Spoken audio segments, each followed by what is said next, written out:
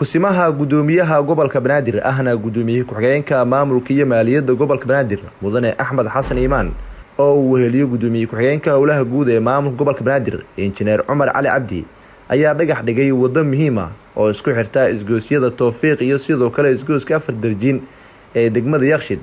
Wadadaas oo kamid ah kuwa ugu mashquulka badan ee caasimadda waxaana ka muuqda burbur xoogan oo sababay rabshadihii ka dhacay dalka. Dhismaha wadadani ayaa qayb weyn ka qaadan doona fududeynta isku socodka gaadiidka iyo bulshada ee caasimadda. Gudoomiye ku-xigeenka howlaha guud ee maamulka gobolka Banaadir Injineer Cumar Cali Cabdi ayaa dhankiisa goobta ka hadlay.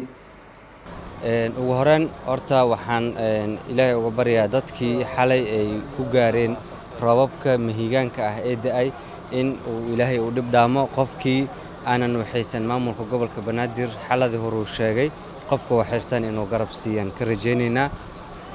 midda xigta waxaan u mahadcelinaynaa shirkadda Alburuj oo ka shaqeynaysa barnaamijkan mashruucan laamigan.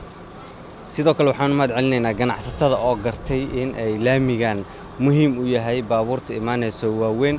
waxaa jirta laamigan wixii ka dambeeya afar darjiino ilaa Manabolio ama Juba aan dhahno isgooska Juba sidiisa kale asigana waa dayactiran yahay. Kusimaha gudoomiyaha gobolka Banaadir ahna gudoomiye ku-xigeenka maamulka iyo maaliyadda gobolka Banaadir Mudane Axmed Xasan Iimaan waxa uu dhankiisa tilmaamay in maamulka gobolka Banaadir ay ka go'an tahay horumarinta caasimadda iyo dib u dhiska wadooyinka. aad iyo aad dhismo xoogan uga socda dhanka wadooyinka. waxa xasuutiin maalmo ka hor waxaan dhagax dhigayna wado kale muhiim ah, maantana waa maalin kale oo iyaduna muhiim ah. guud ahaan dhismuhu saas u socdaa oo dhismayaasha aad u badan yihiin waana sii wadaynaa haddii alla yiraahdo. waxaan u mahadcelinayaa kambaniga hawshan fulina waxaana ka rajaynaa inay wado quality leh oo muddo jiri doonto ay dhisi doonaan haddii alla yiraahdo. annaguna waa kula xisaabtami doonaa oo fiiri doonaa haddii alla yiraahdo maamul ahaan. marka waxaan ka rajaynaynaa inay wadada la yiraahdo Buruja dhistay oo ay ka bedelaan doonto wadooyinka intooda kale ama la quality noqon doonto haddii alla yiraahdo.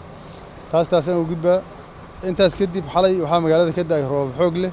roobkaas da'ay wuxuu u geystay dhibaatooyinkii roobka ka dhashay dad wax ku gaareen. waa uga tacsiinaynaa dadkii wax ku gaareen. ilaahay ha u naxariisto intii ku dhimatay.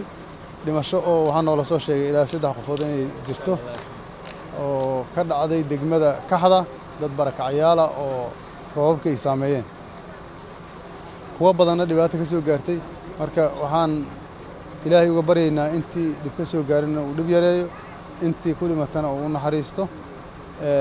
waxaan u baaq u diraynaa ganacsatada Soomaaliyeed iyo hay'adaha ka shaqeeya bini'aadanimada oo degan halkan inay gargaaraan dadka roobabku dhibaateeyeen waxyeeladuna soo gaartay in loo gurmado dhammaan si hagar la'aan in loo gurmado ayaan jecelnahay. intaasna waxaan rabnaa inaan la wadaagno qof walba oo haysta qofka walaalka maalinta ku baahnay waa maanta oo kale. runtii waa maalin farxadeed. waxaan rabnaa in dhagax dhigga iyo howlaha isdaba jooga maamulka ay shacabkuna sidaan ay noogu soo bannaan baxeen ay u soo dhaweeyeen hawshaas baaqiyadoodii ahayd. aad iyo aad aan u soo dhaweynaynaa. waa mahadsantihiin. guulaan idin rajaynaa. reer Yakshiid wadada haddii la dhiso mas'uuliyadda adinkeeda ku wareegay gudoomiye adiga iyo shacabkaada waxaa laydinka rabaa wada nadiif ah oo markay dhismuhu dhammaado aan qashin iyo dhagax lahayn oo habeenii maalinaad u soo jeediin. dhanka kale kusimaha gudoomiyaha gobolka Banaadir ahna gudoomiye ku-xigeenka maamulka iyo maaliyadda gobolka Banaadir Mudane Axmed Xasan Iimaan ayaa howlo kormeer ah ku tagay qaar ka mid ah wadooyinka magaalada Muqdisho oo ay biyo dhigeen roobkii mahiigaanka ahaa ee ka da'ay magaalada Muqdisho. kusimaha duqa magaalada Muqdisho ayaa ku amray howlwadeenada dowladda hoose xamar ee ku shaqada leh bilicsuulinta caasimadda in ay si degdeg uga howlgalaan furitaanka wadooyinka si shacabka caasimadda ku nool loogu fududeeyo isku socodka iyo gaadiidka bulshada ee magaalada Muqdisho. Nuur Siciid Taliil, warbaahinta qaranka Soomaaliyeed, magaalada Muqdisho.